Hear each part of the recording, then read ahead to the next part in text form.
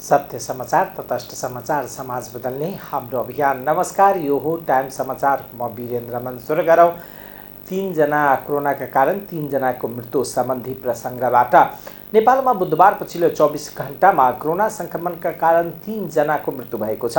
स्वास्थ्य तथा जनसङ्ख्या मन्त्रालयका अनुसार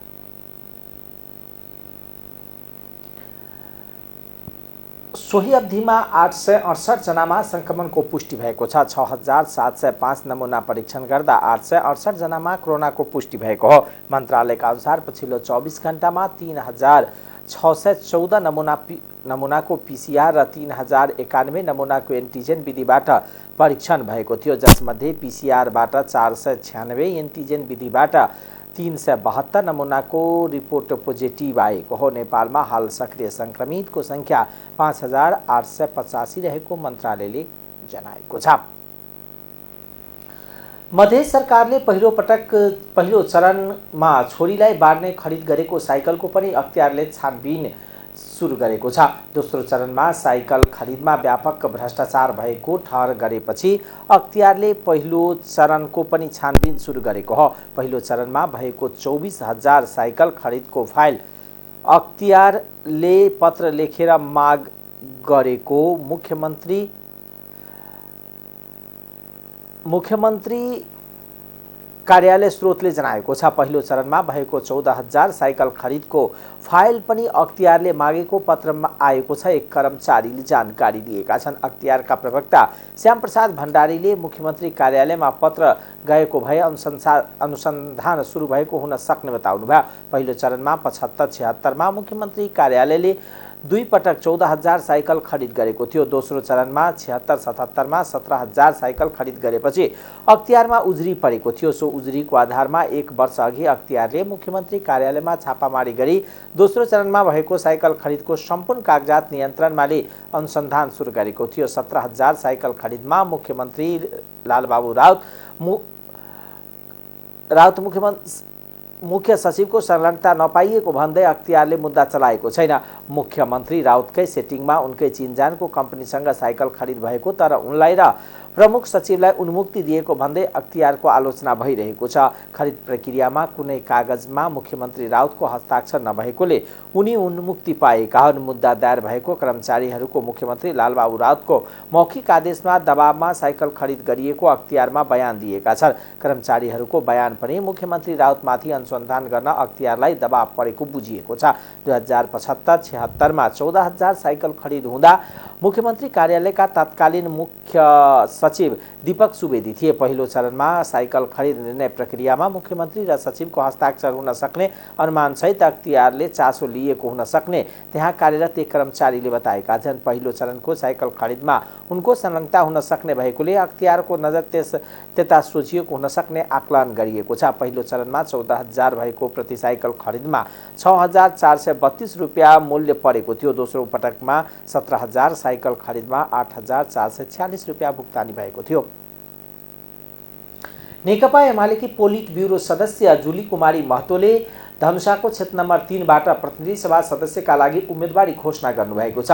आगामी मङ्सिर 4 गते प्रतिनिधि सभा तथा प्रदेश सभा सदस्यको निर्वाचन घोषणा भएसँगै उनले धनुषा जिल्ला क्षेत्र नम्बर 3 बाट उम्मेदवार घोषणा गर्नुभएको हो। उहाँले विगत भन्दा यसपटक निकै सहज हुने देखेपछि उम्मेदवारीको घोषणा गरेको बताउनुभयो। यस क्षेत्रमा स्थानीय तहको निर्वाचनमा एमालेले राम्रो मत प्राप्त गरेको बताउँदै उहाँले विगतमा करिब 1500 भन्दा कम मतले आफू पराजित भएको पनि जनता र पार्टीका नेता तथा कार्यकर्तासँग राम्रो सम्बन्ध रहेकोले मलाई चुनाव लड्नका लागि समेत व्यापक दबाव आइरहेको बताउनुभयो। त्यसैगरी उहाँले उम्मेदवारी घोषणा गरेको बताउनुभयो। उहाँले 5 दलीय गठबन्धन भए पनि एमालेले एक्लै स्थानीय तहको निर्वाचनमा मत परिणाम राम्रो ल्याउन सफल भएको र यसपटक गठबन्धनभित्र पनि व्यापक असन्तुष्टि रहेको र यद्यपि आफूसँग जनता रहेकोले एमालेको जित सुनिश्चित रहेको बताउनुभयो। उहाँले प्रतिनिधि तथा प्रदेश सभा सदस्य पदमा प्रत्यक्षबाट 50% महिलालाई निर्वाचनमा उम्मेदवार बनाउन एमाले लगायत विभिन्न दलसँग आग्रह गर्नुभयो। उहाँले महिलालाई समानुपातिक कोटामा सीमित नगरी प्रत्यक्ष तर्फबाट पनि उम्मेदवार बनाएर निर्वाचनमा उम्मेदवार बनाउन माग गर्नुभयो। विगतमा पनि म चुनाव त्यहाँबाट लडिसकेको छु र त्यहाँको जनता र कार्यकर्ताको माग अनुसार र पार्टीले पठाएको हकमा पार्टीले जिम्मेवारी दिएर मलाई पठाएको छन्नमा म चाहिँ चुनावबाट लड्दिनँ भन्न मिल्दैन, चुनाव लड्छु। अब त्यहाँको हाम्रो कार्यकर्ता जनता र पार्टीको जिम्मेवारी पाएपछि म चुनाव चाहिँ लड्छु, किनभने मेरो कर्मक्षेत्र मेरो कार्यक्षेत्र 3 नम्बर नै हो। अब त्यो त जनताको हातको कुरा हो होइन। मलाई आशा छ कि मलाई भरोसा गरेर जिताउनुहुन्छ। अब रह्यो मैले पनि विगतमा चुनाव लडेको छु, 2200 त होइन 1400 होला जस्तो लाग्छ मलाई। र त्यो पनि मैले जनताले चुनाव हारेको होइन, प्राविधिक टेक्निकल भनौँ या अरू पनि चुनावमा धेरै कारणहरू हुन्छ, त्यो कारणले गरेर मैले चुनाव हारेको, जनताबाट मैले चाहिँ चुनाव हारेको छैन। त्यसले गरेर मलाई विश्वास छ आफूलाई हेभीवेट भन्नेहरू जे आए पनि जनताको चाहना अनुसार जनता र कार्यकर्ताले मलाई चाहिँ चुनावमा आउनुहोस् भन्ने हिसाबले मलाई लाग्छ कि चुनाव मलाई जिताउनु। जितको आधार के ठान्नुहुन्छ? जित्छु भने मैले म नयाँ होइन 3 नम्बर क्षेत्रको लागि, म पुरानै हुँ। मैले 70 सालमा चुनाव लडेँ। म त्यहाँ चुनावमा या म राजनैतिक मेरो सुरुवात नै त्यही क्षेत्रबाट मैले गरेँ। म त्यहाँको जनतासँग कार्यकर्तासँग मैले प्रतिबद्धता पनि गरेको छु कि म चुनाव जिते पनि हारे पनि म त्यो क्षेत्र छोड्दिनँ र त्यो आधारमा अहिलेसम्म न त्यहाँको जनता कार्यकर्ताले मलाई छोडेको छ न मैले छोडेको छु। त्यसैले मलाई मेरो मेन आधार चाहिँ त्यो लाग्छ कि जनता र कार्यकर्ताले मलाई नछोडेको भएर हरेक दुःख सुखमा उहाँहरूको म साथ छु र उहाँहरू पनि मेरो दुःख सुखमा साथ छ। त्यसले गरेर म त्यहाँ चाहिँ चुनाव चाहिँ जित्छु होला, जनताहरूले मलाई सहयोग र साथ दिनुहुन्छ भन्ने। विगतको प्रतिनिधि सभा निर्वाचनमा पूर्व मन्त्री महतो काङ्ग्रेसका नेता समेत रहेका पूर्व गृहमन्त्री विगतको निर्वाचनमा पूर्व मन्त्री महतो काङ्ग्रेसका नेता समेत रहेका गृहमन्त्री विमलेन निधिसँग करिब 1500 मतले पराजित भएकी थिइन्। 2074मा निर्वाचनमा नेकपा माओवादी केन्द्र एमालेको गठबन्धनबाट माओवादीका रामसिंह यादव उम्मेदवार थिए। यता निधिले भने लोकतान्त्रिक समाजवादी पार्टी नेपालसँग समेत गठबन्धनका लागि लबिङ थालेका छन्। गठबन्धनको तर्फबाट राजेन्द्र महतो वा विमलेन निधि मध्ये कुनै एकजना उम्मेदवार बन्ने अड्कलबाजी छ। धनुषाको क्षेत्र नम्बर 3 मा नगराई नगरपालिका, धनौजी नगरपालिका, मुखियापट्टी मुसरनिया गाउँपालिका र जनकपुर धाम उपमहानगरपालिकाको 10 वडा पर्दछ। बारामा मोटरसाइकल चोरी गर्ने गिरोहमा 6 जना पक्राउ परेका छन्। प्रहरीले चोरीको 12वटा मोटरसाइकल सहित बाराको पचरौता नगरपालिका एउटै टोलका 6 जनालाई पक्राउ गरेको हो। गत बिहीबार महागढीमाई नगरपालिकाको बरियारपुरबाट 2वटा मोटरसाइकल चोरी गरी भाग्दै गरेको पचरौता नगरपालिका साथ बनौलीका विशाल कुमार सहनी र भोला पटेललाई प्रहरीले पक्राउ गरेको थियो। पक्राउ परेका दुवैजनालाई चोरी सम्बन्धी मुद्दामा अदालतबाट म्याद थप गराई अनुसन्धान गर्ने क्रममा दुवैजनाले पोलीको आधारमा थप 4 जनालाई पक्राउ गरी बाराका प्रहरी नायब उपरीक्षक राजेश थापाले जानकारी दिनुभयो। थप पक्राउ पर्नेमा सोही नगरपालिकाको बेनौली टोलकै ब्रिजमोहन शाह, सोनार विजय पटेल, हरिनारायण पटेल र बर्का सहनीलाई पक्राउ गरिएको उहाँले बताउनुभयो। उनीहरूको साथबाट थप चोरीको 10वटा मोटरसाइकल समेत बरामद गरिएको थापाले बताउनुभयो।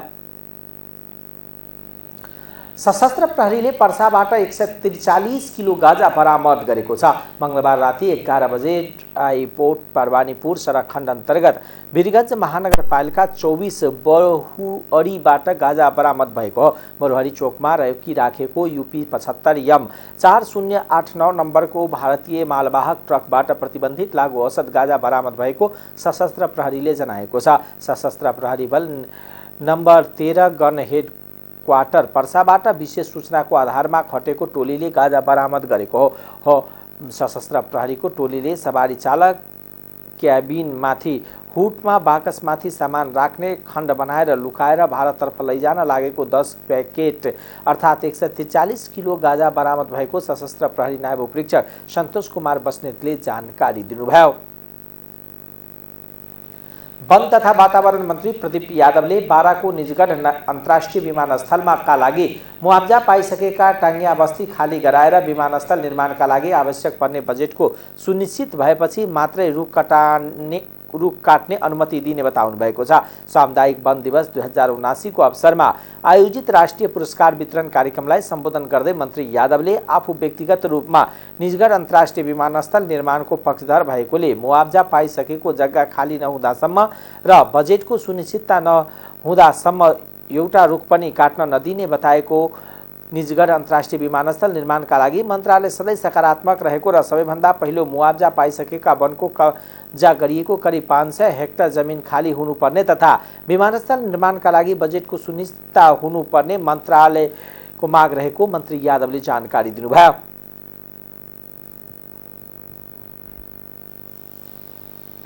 पहिले चाहिँ निजगढ विमानस्थल निर्माणको क्रममा सरकार लागिरहेको छ। हाम्रो पनि चाहना, मेरो पनि चाहना, म व्यक्तिगत रूपमा निजगढ विमानस्थलको पक्षधर हुँ। सुरुदेखि नै मैले आवाज उठाएको, तर यसको मतलब होइन कि सबै वनको जमिन वन विनाश गरेर अनि त्यहाँ बनाउन दिउँ।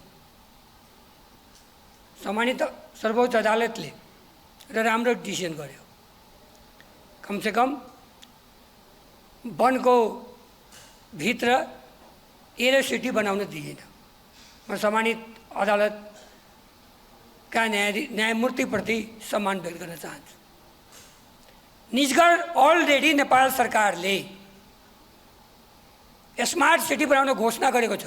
एउटा स्मार्ट सिटी, अर्को एरो सिटी, वाडे नाटक। त्यो एरो सिटी थिएन, त्यो वनको काट्ने, बेचिदिने, त्यो पैसा पनि खाइदिने, विभिन्न नाटक गरेर अनि त्यसमा ल्याएर कहीँबाट ल्याएर बसाइदिने, त्यो षड्यन्त्र हो मेरो बुझाइमा, व्यक्तिगत बुझाइमा। त्यसकारण अब निजगढ विमानस्थल बन्छ, तर 2-3वटा वन मन्त्रालयको प्रस्ताव छ। एउटा प्रस्ताव जुन वनको जमिन करिब 500 हेक्टर कब्जा गरिएको छ, मुआब्जा पनि नेपाल सरकारले दिइसकेको छ, त्यसलाई नेपाल सरकारले पहिला खाली गराओस्। दोस्रो कुरा, निजगढ विमानस्थल निर्माण गर्नको लागि पैसाको सुनिश्चितता गरोस्। बिना पैसाको सुनिश्चितता नगरिकन एउटा पनि रुख कटान दिने आदेश वन मन्त्रालयले गर्दैन। पैसा छैन, रुख काट्दै रे, भटाभट रुख पहिले काट अनि फेरि ल्याएर हुम्ला जुम्ला अछाम तछाम मलाई ल्याएर बसाइदियो। यो चल्दैन। पैसा सुनिश्चित 30 करोड रुपियाँमा कहीँ एयरपोर्ट बन्छ बताउनु न। कम्पाउन्ड त्यसको एक साइडको बन्न सक्दैन, यस्तो ठुलो एरिया हो। त्यसकारण यो कुरा मैले नेपाल सरकारलाई पटक पटक आफू मन्त्री भएको कारणले गर्दा मैले क्याबिनेटमा पनि उठाइसकेको छु, भनिसकेको छु र विभिन्न मञ्चहरूमा पनि भनिरहेको छु, ताकि सरकारको कान खडा होस्। सम्बन्धित मन्त्रीलाई मैले भनिसकेको छु।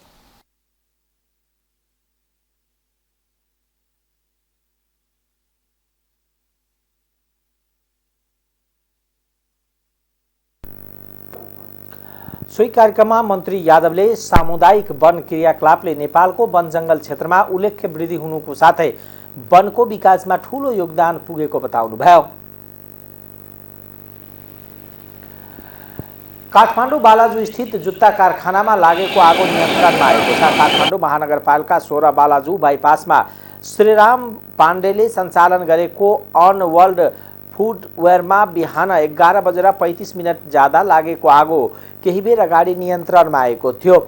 जिल्ला प्रहरी कार्यालय काठमाडौँका प्रवक्ता प्रहरी उपरीक्षक दिनेश राज मैनालीले बालाजुको जुत्ता कारखानामा लागेको आगो 7वटा दमकल र 17वटा पानीको ट्याङ्कीको प्रयोग गरेर नियन्त्रणमा लिएको जानकारी दिनुभयो। विद्युत सर्ट भएर लागेको आगो झन्डै 3 घण्टापछि नियन्त्रणमा आएको हो। आगो नियन्त्रणमा लिन काठमाडौँ महानगरपालिकाका 2, ललितपुर महानगरपालिकाका 2, भक्तपुर नगरपालिकाको 1, नेपाली सेनाको 1 र त्रिभुवन अन्तर्राष्ट्रिय विमानस्थलको 1 दमकलको प्रयोग गरिएको थियो। जिल्ला प्रहरी परिसर काठमाडौँका प्रहरी वरिष्ठ उपरीक्षक, प्रहरी उपरीक्षक, विभिन्न वृत्तका प्रमुख सहितको 175 जनाको टोली यस कार्यमा खटिएको प्रवक्ता मैनालीले बताउनुभयो। त्यस्तै नेपाली सेनाका काली ध्वज गणबाट 133, सशस्त्र प्रहरी गुल्म बाघ भैरवबाट 50 जनाको टोली खटिएको थियो। आगलागीमा करोडौँको सामान क्षति भएको प्रवक्ता मैनालीले जानकारी दिनुभयो। घटनाका बारेमा प्रहरी वृत्त बालाजुले अनुसन्धान गरिरहेको छ।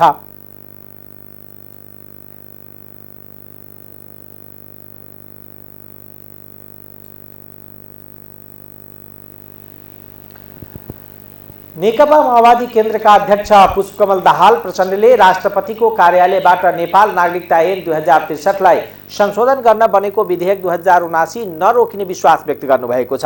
बुधबार 5 दिने जापान भ्रमण सकेर स्वदेश फर्किन क्रममा त्रिभुवन अन्तर्राष्ट्रिय विमानस्थलमा पत्रकारहरूसँग कुरा गर्दै उहाँले नागरिकता विधेयक राष्ट्रपति को गएर त्यहाँबाट छिट्टै प्रमाणीकरण हुने विश्वास व्यक्त गर्नुभयो। राष्ट्रपतिजीले रोक्नुहुन्न भन्ने मलाई लाग्छ। पत्रकारको प्रश्नको जवाबमा अध्यक्ष दाहालले यद्यपि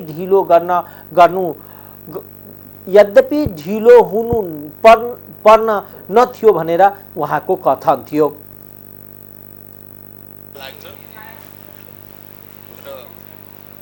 ढिलो नहुनु पर्थ्यो यस्तो कुनै निश्चित त भएको छैन, तर यो बीचमा एउटा कम्युनिकेसन भएको भनेर मलाई सचिवहरूले बताउनु भएको छ।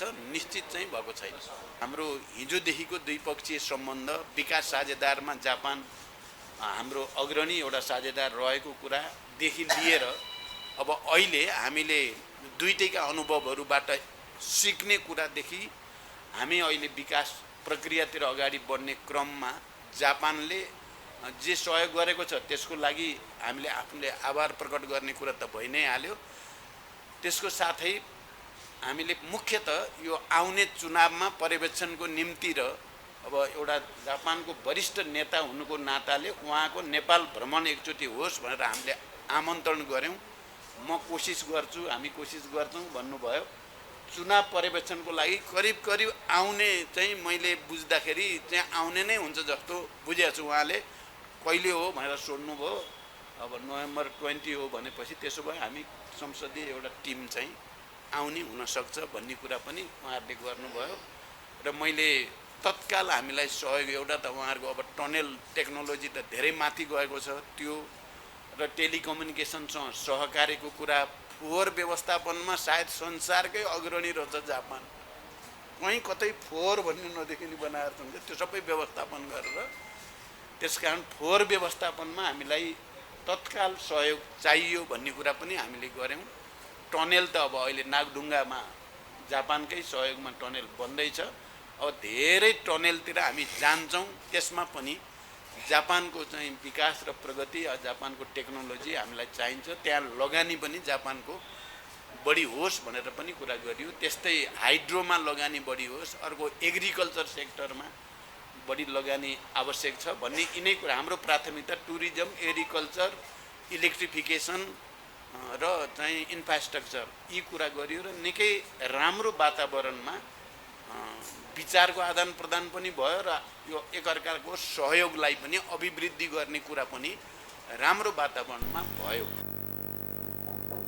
विधेयक दुवै सदनबाट साउन 12 गते बहुमतले पारित भइसकेको छ भने अहिले प्रमाणीकरणका लागि राष्ट्रपति कहाँ छ। 12 दिन बितिसक्दा पनि राष्ट्रपतिको कार्यालय बन्द छ। के लाग्छ हामी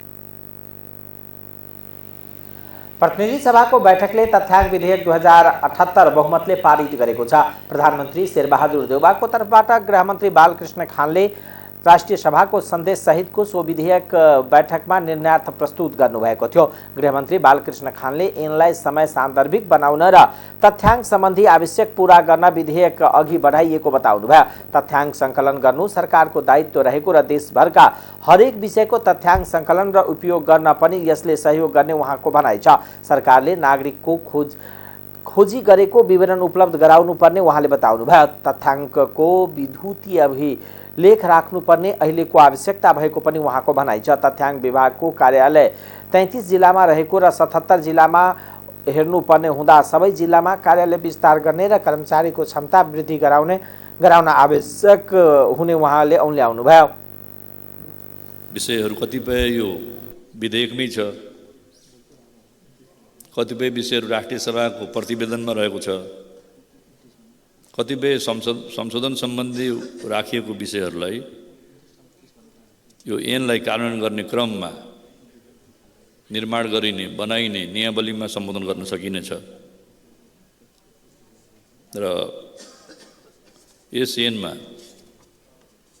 राष्ट्रिय तथ्याङ्क परिषदको पनि कानुनी व्यवस्था गरिएको छ र परिषदले तथ्याङ्क सङ्कलन गर्ने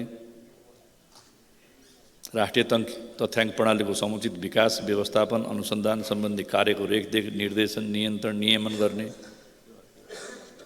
र नेपाल सरकारको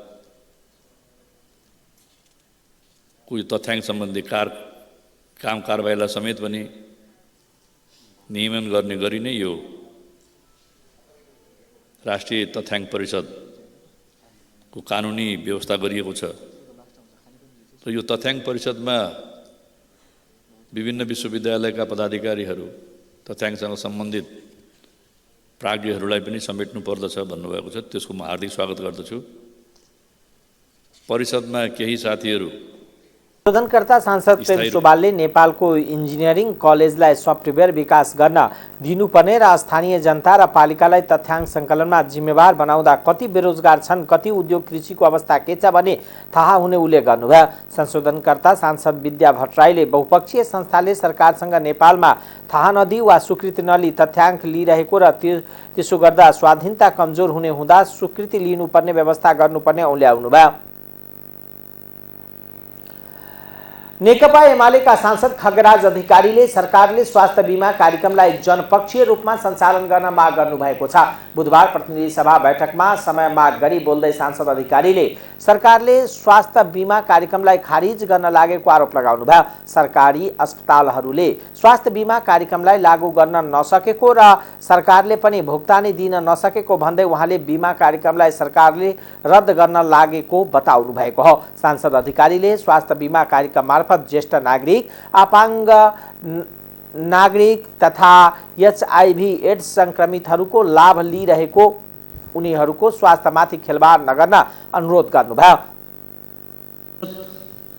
जति छन् र कुल बीमित परिवार 16,15,029.67% छन्। कुल बीमित मध्ये सेवा लिने 20,89,579 जना छन्।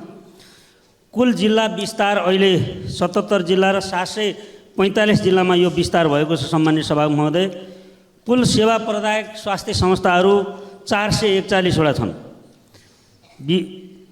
अहिले बीमित मध्येको यो दर 70% छ। सम्मान्य सभा महोदय, त्यसमा अति गरिब परिवार 4,88,000 छन्।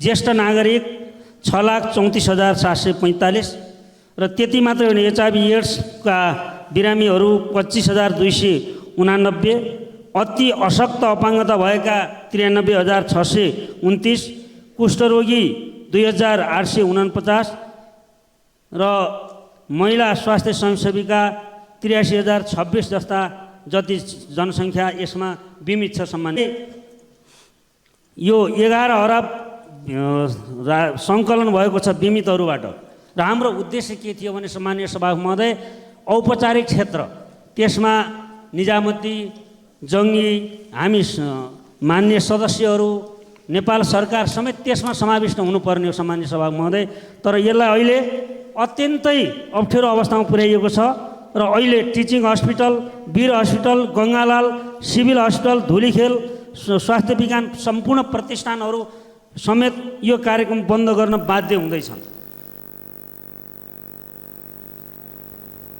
उहाँले यसलाई कुनै पनि हालतमा सरकारले जनपक्षीय रूपमा सञ्चालन गर्नुपर्ने बताउनुभयो। एमाले सांसद महेश बस्नेतले महान्यायाधिवक्ता खम्ब बहादुर खातीलाई तत्काल निलम्बन गर्न सरकार समक्ष माग गर्नुभयो। प्रतिनिधि सभाको बैठकमा समय माग लिएर बोल्दै सांसद बस्नेतले महान्यायाधिवक्ता खाती पदमा बसेर विवादित ठगी काम गरेको आरोप लगाउनुभयो। खम्बबहादुर खाती जो सरकारको महान्यायाधिवक्ता हुनुहुन्छ, उहाँ र लम्बोदर नेउपानेको बिचमा मिटिङ भयो र त्यो मिटिङको मुख्य उद्देश्य के थियो भने सर्वोच्च अदालतमा विचाराधीन मुद्दालाई प्रयोजित गरेर जिल्ला अदालतले ठगी होइन बिर्जु भनेको मुद्दालाई चाहिँ नि फैसला प्रयोजित गर्ने त्यसको उद्देश्य थियो र त्यसमा अर्बौं चलखेल गर्ने उद्देश्य थियो। खम्बबहादुर खातीजी विविध हिसाबले विवादित व्यक्ति हुनुहुन्छ। उहाँले ललितपुरको इमाडोलको 13 वर्षीय नाबालिकामाथि भएको बलात्कारको मुद्दा दबाउने भूमिका खेल्नु भएको छ। बुढीगङ्गा गाउँपालिकामा आफ्नो दाजुलाई जिताउनको लागि बुथ कब्जा गराउनदेखि अनेक हरकत प्रयोग गर्नुभएको छ। बालटार प्रकरणको सन्दर्भमा सिआइबीले 78 पौषमा पेश गरेको अनुसन्धानको फाइल पुरा नभएको भनेर फिर्ता गराउने र त्यसको हदम्याद गुजार्ने काममा लाग्नु भएको छ। बलात्कारी आरोप लागेको सिद्ध बाबालाई जोगाउन लाग्नु भएको छ। ज्यान मार्ने उद्योगमा संलग्न काँसे कार्यकर्ता जस्तै आफ्नो नेतालाई आक्रमण गरेका थिए उनको मुद्दा फिर्ता लगाउनको लागि लाग्नु भएको छ। पब गायक योगेश्वर अमात्यको बारामा रहेको 12 बिघा जग्गालाई चाहिँ नक्कली दर्ता गरेर पूर्जा बनाउने कुरामा उहाँ संलग्न हुनुभएको छ। कुमारी ब्याङ्कको कर्मचारीहरू मिलेर सङ्गठित रूपमा गरेको ठगी प्रकरणमा उहाँ लाग्नु भएको छ। त्यस भएको हुनाले नेपाल सरकारको महाधिवेशनको जस्तो गरिमामय पदमा बसेको र सरकारवादी मुद्दाको वकालत गर्नुपर्ने यस्ता विवादित, यस्ता फटा, यस्ता ठग, यस्ता अपराधी व्यक्तिहरूलाई कुनै हालमा राख्नुहुन्न र तत्काल प्रधानमन्त्रीले खम्मबहादुर खातीजीलाई निलम्बन गर्नको लागि म हार्दिक अनुरोध गर्न चाहन्छु। 4270 20%। सांसद बस्नेतले देशभर बाढीका जनधनको क्षति भएको भए पनि प्रधानमन्त्री र गृहमन्त्रीले राहत पुनर्स्थापना गर्ने सम्बन्धमा उदासीनता देखाएको बताउनुभयो। उहाँले यस सम्बन्धमा सरकारले संसदमा आएर जवाब दिनुपर्ने माग पनि गर्नुभयो। राष्ट्रिय सभाको बैठकमा कानुन न्याय तथा संसदीय मामिला मन्त्री गोविन्द प्रसाद शर्मा कोइरालाले बेपत्ता पारिएका व्यक्तिको छानबिन, सत्य निरूपण तथा मेलमिलाप आयोग ऐन 2071 को दफा 42 बमोजिम बाधा अड्काउ फुकाउ आदेश सभा समक्ष पेश गर्नुभएको छ। उहाँले नेपाल सरकार मन्त्री परिषदको निर्णयबाट जारी भएको बेपत्ता पारिएका व्यक्तिको छानबिन, सत्य निरूपण तथा मेलमिलाप आयोग ऐन 2071 को दफा 42 बमोजिम बाधा अड्काउ फुकाउ आदेश सभा समक्ष पेश गर्नु भएको हो। बैठकमा राष्ट्रिय सभाका अध्यक्ष गणेश प्रसाद तिमल सिन्हाले राष्ट्रपतिको कार्यालयबाट प्राप्त मन्त्री परिषद गठन सम्बन्धीको पत्र पढेर सुनाउनु भएको थियो। अर्को बैठक यही आगामी भदौ 6 गते सोमबार बस्ने गरी स्थगित भएको छ। बैठकमा बोल्दै नेकपा एमालेका राष्ट्रिय सभा सदस्य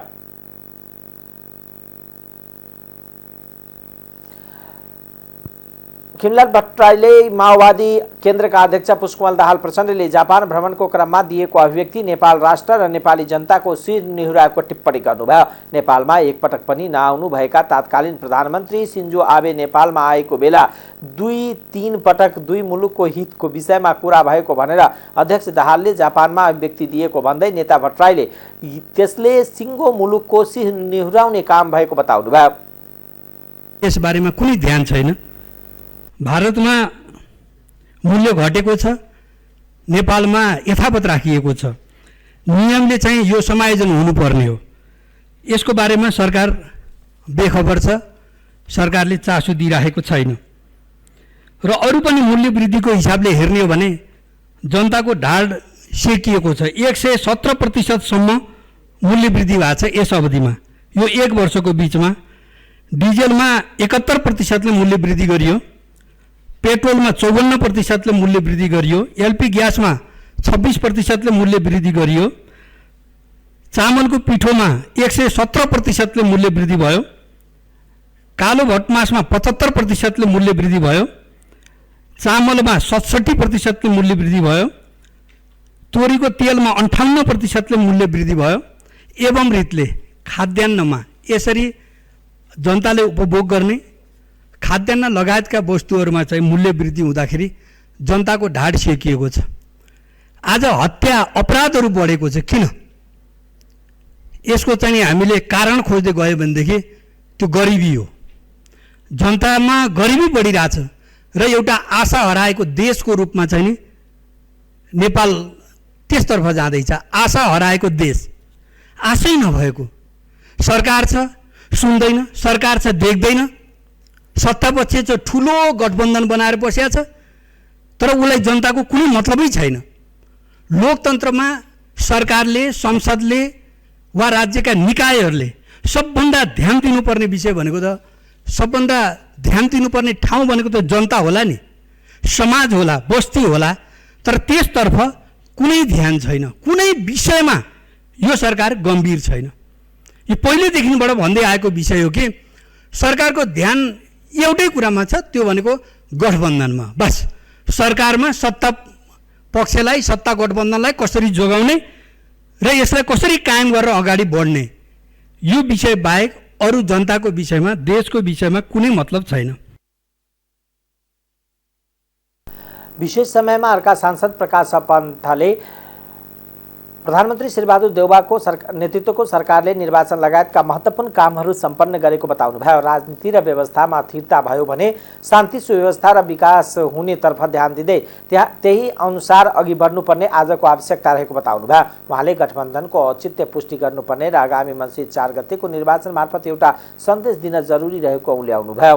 त्यो चैत मसान्तभित्र 78 सालको चैत मसान्तभित्र सबै नागरिकहरूलाई खोप पुर्याउने, त्यस पछाडि संविधानको रक्षा, प्रतिनिधि सभाको पुनर्स्थापना, संसदको पुरा कार्यकाल संसदलाई चलाउने बचाउने, राजनीतिक अस्थिरता रोक्ने र आवधिक निर्वाचन, स्थानीय तहको निर्वाचन सम्पन्न भइसकेका छ र सङ्घ प्रदेशको पनि त्यसको पनि तिथिमितिहरू तोकिसकेको अवस्थाहरू चाहिँ छ।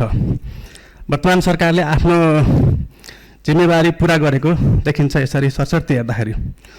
कोरोनाको महामारीले जनताहरूले बिर्सिसके।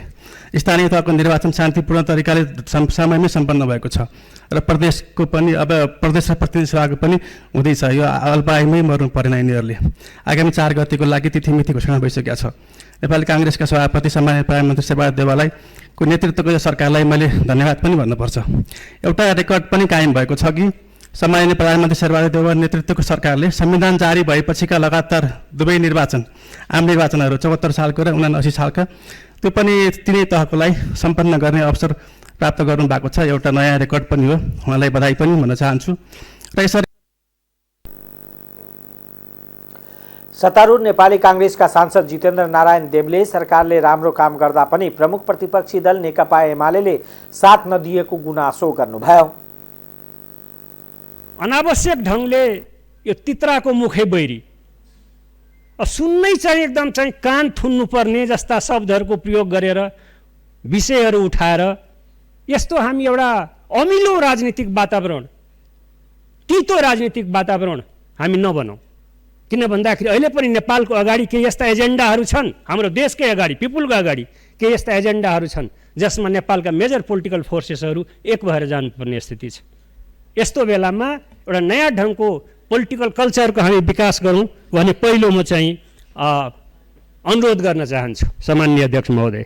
दोस्रो कुरा, जहाँसम्म गठबन्धन अहिलेको जो सरकार छ, अहिलेको जुन गठबन्धनले जुन को नेतृत्व गरिराखेको छ, त्यसको अगाडि मेजर रूपमा हामी निर्वाचनमा जाँदैछौँ। कुरा प्रष्ट भइसकेको छ कि हामी एउटा गठबन्धन गरेर सरकार निर्वाचनमा, आगामी निर्वाचनमा गइराखेका छौँ। गठबन्धनलाई पनि काम लाग्ने गरी र यो मुलुकको मेजर पोलिटिकल फोर्सेसलाई काम लाग्ने गर्ने 2-4 विषयहरू आज म उठाउन चाहन्छु। बिना व्याख्या उठाउन चाहन्छु, समय छैन।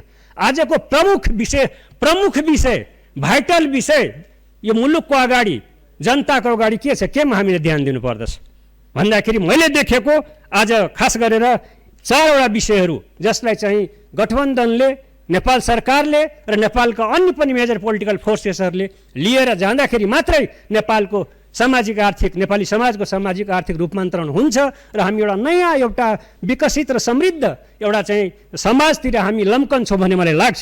त्यो विषय भनेको, पहिलो विषय भनेको राष्ट्रियताको विषय। अहिले युक्राइना र रसिया वारले गर्दाखेरि नेपालको अगाडि राष्ट्रियताको विषयलाई एउटा चुनौतीको रूपमा खडा गरेको छ। अहिले ताइवानमा जुन सिनेरियो बनेको, जुन राजनीतिक परिदृश्य, सामरिक परिदृश्य जुन सृजना भएको छ, त्यसले नेपालको राष्ट्रियताको अगाडि नयाँ चुनौती सृजना गरेको छ। पूर्व मन्त्री समेत रहनुभएका सांसद देवले निष्पक्ष ढङ्गले स्थानीय तह निर्वाचन सम्पन्न हुनु, महिला हिंसा विरुद्धको ऐन संशोधन हुनु, प्रतिनिधि सभा र प्रदेश सभाको निर्वाचनको मिति घोषणा हुनु, नागरिकता सम्बन्धी ऐन संशोधन हुन सरकारको ऐतिहासिक काम भएको पनि एमाले साथ नदिएको बताउनुभयो। सांसद देवले एमालेलाई सरकारप्रति नकारात्मक भाव मात्र राखेर अघि नबढ्न पटक पटक आग्रह गर्नुभयो। लोकतन्त्रमा प्रतिपक्ष दल भनेको रचनात्मक हुनुपर्ने उल्लेख गर्दै सांसद देवले सकारात्मक सोच लिएर आउन पनि एमालेलाई आग्रह गर्नुभयो। नेकपा एमालेका नेता डाक्टर भीम रावलले सरकार संविधानमा उल्लेखित कानुनलाई बेवास्ता गरेर देशप्रति बेइमानी गर्न लागि परेको बताउनु भएको छ। नेपाली पुरुषसँग विवाह गर्ने महिलालाई तत्काल नागरिकता दिने कुरा नेपालको हितमा नरहेको उल्लेख गर्दै यो संविधान विपरीत भएको बताउनु भयो। बुधबार काठमाडौँमा नेपाली चलचित्र काँडे तारको बारेमा जानकारी दिन आयोजित कार्यक्रमलाई सम्बोधन गर्दै उहाँले हरेक देशमा विवाह हुन बित्तिकै कोही पनि विदेशी नागरिकलाई देशको नागरिकता दिने प्रावधान नरहेको र नागरिकता प्राप्तिका लागि केही समय कुर्नुपर्ने स्थिति रहेको भन्दै नेपालले ल्याएको संशोधित नागरिकता विधेयकले देशकै नागरिकलाई आपतमा पार्ने बताउनुभयो। उहाँले अनुहारको आधारमा नागरिकता रोक्न खोजेको भन्नेहरू देशलाई विखण्डन गर्ने तत्त्व भएको पनि बताउनुभयो। नेता रावलले नेपालले आफ्ना सिमानामा नियमन गर्न आवश्यक रहेको पनि बताउनुभयो। उहाँले नेपालीहरूको अन्तर्राष्ट्रिय कानुन अनुसार भारतसँग सुमधुर सम्बन्ध कायम राख्न सीमाको व्यवस्थापन गर्न जरुरी रहेको बताउनुभयो। नेता रावलले सुस्ता, कालापानी, सन्दुकपुर लगायतका देशका 77 वटा ठाउँमा सीमा अतिक्रमण परेको भन्दै बहुमत बलियो सरकार सीमा समस्याको समाधानका लागि भारतसँग छलफल गर्न आवश्यक रहेको बताउनुभयो। उहाँले सीमा रक्षाका कुरामा गठबन्धन सरकार संवेदनशील नरहेको आरोप लगाउनुभयो। कालापानी, विदेशी फौज आएर बुलडोजर चलाउँदा समेत सरकार मौन रहेको बताउनुभयो। केवल राहदानी र प्रवेशाज्ञा काँडेतार होइन, साँच्चीकै काँडेतार लगाएको छ। पाकिस्तानसँग काँडेतार लगाएको छ। अमेरिका जस्तो शक्तिशाली देश जसले चन्द्रमामा, मङ्गल ग्रहमा अन्तरिक्ष यान पठाउन सक्छ, जसले अन्तर्द्वीपीय अन्तर्महादेशीय क्षेप्यास्त्र निर्माण गर्न सक्छ, प्रक्षेपण गर्न सक्छ, त्यो देशले मेक्सिकोसँग ठुलो पर्खाल लगाएको छ। सीमा नियन्त्रण राज्यको सार्वभौम अधिकारको एउटा सशक्त अभिव्यक्ति हो। अध्यागमन नियन्त्रण र नियमनले सम्बन्धित देशका नागरिकलाई सुरक्षाको प्रत्याभूति गर्नुका साथै अपनत्व भाव सिर्जना गर्छ। जसको सीमा सुरक्षा हुँदैन त्यो देशभित्रका नागरिकले म यो देशमा ढुक्कसँग बस्छु भन्ने उनीहरूमा त्यो सुरक्षाको भावना हुँदैन। र साँच्चीकै भन्ने हो भने राष्ट्रिय एकीकरण र अखण्डताको भावना पनि त्यहाँ एकदमै कमजोर हुन्छ। नेपाल मात्र यस्तो देश हो जसले संसारका सबभन्दा ठुला, सबभन्दा बढी जनसङ्ख्या भएको देशको बिचमा बसेर न सन्धिबाट तय भएको, न कुनै कानुनबाट तय भएको, यत्तिकै कुन चाहिँ बेलाको कुन चाहिँ शासकको सनकको भरमा हाम्रो सिमानालाई अन्तर्राष्ट्रिय कानुन बमोजिम नियमन गरेको छैन। हामीले यो नियमन गर्ने कुरा कुनै भारतको प्रति द्वेष राखेको या कुनै देशको प्रतिको विरोध होइन हो। जसरी भारतले आफ्नो बङ्गलादेशसँग आफ्नो सिमानाको सुरक्षालाई काँडेतारसम्म लगाएको छ, हामी नेपालीहरूले अन्तर्राष्ट्रिय कानुन अनुसार, संयुक्त राष्ट्रसङ्घको बडापत्र अनुसार भारतसँग सुमधुर सम्बन्ध कायम होस्। सिमानामा आज हाम्रा 10 गजा मिचेका छन्। आज हाम्रो लिम्पिया, धुरा, लिपुले, कालापानी अतिक्रमणमा परेको छ। हाम्रो सुस्ता अतिक्रमणमा परेको छ। सन्दुकपुर अतिक्रमणमा परेको छ। माने भन्ज्याङ अतिक्रमणमा परेको छ। पशुपति नगर हाम्रो अतिक्रमणमा परेको छ। उहाँले स्वीकार गर्नुभएको थियो। तर मलाई आश्चर्य लाग्छ 2051-52 को नेकपा एमालेको अल्पमतको सरकारले त्यो कुरा राख्न सक्यो भने आज बहुमतका सरकारहरू, शक्तिशाली सरकारहरू, यति धेरै पार्टीका संयुक्त सरकारहरू किन त्यसमा बोल्दैनन्? किन आफ्नो सिमानाको रक्षाको कुरामा उहाँहरू संवेदनशील हुनुहुन्न? कालापानीमा विदेशी फौज आएर हाम्रो मातृभूमिको छातीमाथि बुलडोजर चलाउँदा उहाँहरूलाई किन दुख्दैन? कतै फिजी हुने त होइन भन्ने प्रकारको आशंकाहरू पनि बढ्दै गइरहेको चाहिँ छ। हामी देखिरहेका चाहिँ छौँ नेपालको चाहिँ तपाईँको चाहिँ नागरिकतामाथि त्यसको असर अघि पनि पूर्ववक्ता साथीले भनिसक्नु भएको चाहिँ छ। नागरिकता लगायतका समस्याहरू बारेमा भनिसक्नु भएको छ। हामीले देखिरहेका छौँ यही जनसाङ्ख्यिक खुला सिमानाको कारणले गर्दाखेरि जनसाङ्ख्यिक अतिक्रमण बढ्दै जाने क्रममा चाहिँ 36 सालमा कट अफ टाइम बनाएर चाहिँ जन्मको आधारमा नागरिकता दिने व्यवस्थाको सुरुवात गर्यो। नागरिकताको व्यवस्था दुईटा व्यवस्था हो चाहिँ। एउटा व्यवस्था जन्मको आधारमा नागरिकता दिने व्यवस्था, दोस्रो व्यवस्था हो अङ्गीकृत नागरिकताको व्यवस्था। अङ्गीकृत नागरिकताको व्यवस्थाको सन्दर्भमा 15 वर्षसम्म बसोबास गरेका, स्थायी बसोबास गरेका सन्दर्भमा चाहिँ त्यो जो प्रावधान रह्यो त्यसले गर्दाखेरि चाहिँ त्यति धेरै चाहिँ अङ्गीकृतको माध्यमबाट मात्रै त्यति धेरै सायद प्रवेश हुन सक्ने अवस्था रहेन। एवं प्रकारले चाहिँ तपाईँको वंशजको नागरिकताको आधारमा पनि सायद त्यति धेरै अतिक्रमण हुन सक्ने अवस्था रहेन। त्यसले गर्दाखेरि तेस्रो बाटो खुलायो। तेस्रो बाटो कहीँ पनि नभएको चाहिँ बाटो के खुलायो त भन्दाखेरि नेपाल जस्तो एउटा सानो मुलुकको सन्दर्भमा जन्मको आधारमा नागरिकताको चाहिँ प्रावधान खुलायो। 36 सालबाट जन्मको आधारमा नागरिकताको प्रावधान खुलायो। त्यसलाई चाहिँ नियन्त्रण गर्नुको सट्टामा पछिल्लो समयमा बहुदल आइसकेपछि 46 सालको चाहिँ चैत्र मसान्तसम्म जन्मेको आधारमा फेरि अर्को नागरिकताको चाहिँ ढोका खोलिदियो चाहिँ। त्यसले गर्दा कार्यक्रममा बोल्दै माओवादी केन्द्रका नेता देव गुरुङले सीमालाई व्यवस्थित गर्नुपर्नेमा जोड दिनुभएको थियो। अब आर्थिक समाचार।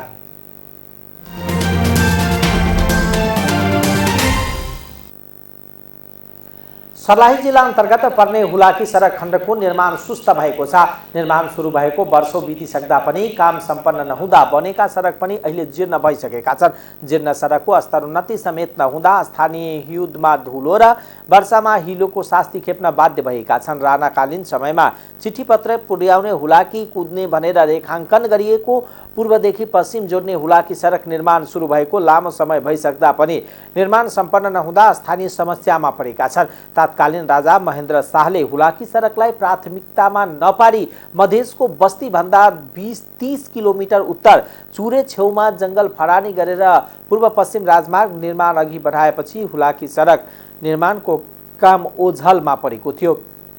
त्यसै तापनि मधेसको जीवन स्तर बदल्ने महत्त्वपूर्ण मार्गको रूपमा मानिएको यो सडक सरकारी प्राथमिकतामा पर्न सकेको छैन। हुलाकी सडक स्थापना पश्चात चार शासन व्यवस्था फेरिए सङ्घीय लोकतान्त्रिक गणतन्त्रसम्म आइपुग्दा पनि सडक निर्माणले तीव्र गति पाउन नपाउनु मधेसका लागि दुर्भाग्यपूर्ण रहेको छ।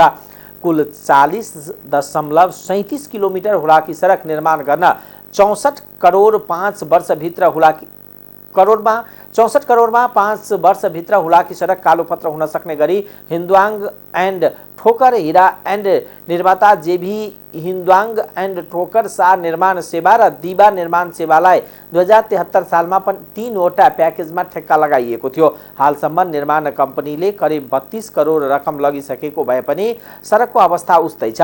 गोरैटा नगरपालिकाका स्थानीय कपिल महतोले सडकको दुर्वस्थाका कारण यस भेगका नागरिक सधैँ शास्ति बेहोर्नु परेको गुनासो गर्नुभएको छ। उहाँले जीर्ण सडक निर्माण हुन नसकेको बताउनुभयो। बाल्यकालदेखि देख्दै आएको सडकको अवस्था जस्ताको त्यस्तै रहेको र हिउँदमा धुलो मार खेप्दै आएको आफूहरू वर्षा लागेपछि हिलाम्य बाटो हिँड्न बाध्य भएको उहाँले बताउनुभयो। हुलाकी सडकलाई मधेसको लाइफलाइन मानिए पनि मधेसको पुस्ता परिवर्तन भए पनि सडकको अवस्था भने नफेरिएको स्थानीयले बताएका छन्। जिल्लाको सरोकारवालाहरूले पटक पटक बैठक बसी हुलाकी सडक निर्माणको ठेक्का पाएको निर्माण कम्पनीहरूलाई तागेदा गरिरहेको भए पनि ठेकेदारले बेवास्ता गरेको सर्लाहीका प्रमुख जिल्ला अधिकारी थानेश्वर गौतमले जानकारी दिनुभयो। सानिमा बैंकले विश्व बैंक समूह अन्तर्गतको अन्तर्राष्ट्रिय वित्त निगम IFCबाट $2 करोड ऋण प्राप्त गरेको छ। ऋण बापतको रकम लघु, साना र मझौला प्रकृतिका व्यवसायमा ऋण प्रवाह गर्न प्रयोग गरिने बैंकले जनाएको छ। बैंकिङ प्रणालीमा तरलता अभावको समस्यालाई मध्यनजर गर्दै गएको आर्थिक वर्षमा बैंकले IFCसँग ऋण सम्झौता गरेको भए पनि चालु आर्थिक वर्षमा नेपाल राष्ट्र बैंकले स्वीकृति दिएपछि ऋण प्राप्त भएको बैंकले जानकारी दिएको छ। सानिमा बैंकले यस्तो ऋण ल्याउने सीमित बैंकहरूको पंक्तिमा आफूलाई उभ्याउन सफल भएको बैंकले जारी गरेको विज्ञप्तिमा भनिएको छ। IFC का नेपाल आवासीय प्रतिनिधि बाबा कार्य यस फैले सानिमा बैंक गरिएको यो लगानीले लघु, साना र मझौला प्रकृतिका व्यवसायलाई वित्तीय पहुँचमा थप सहजीकरण गर्दै नेपालको आर्थिक पुनरुत्थानमा सहयोग गर्ने लक्ष्य राखेको बताउनुभयो। ऋणपछिको नगद प्रवाहले बैंकिङ प्रणालीमा देखिएको तरलता अभाव समस्या घट्ने र घट्दै गएको विदेशी मुद्रा सिन्चितीलाई पनि कम गर्न योगदान दिने बैंकको भनाइ छ। अब अन्तर्राष्ट्रिय समाचार।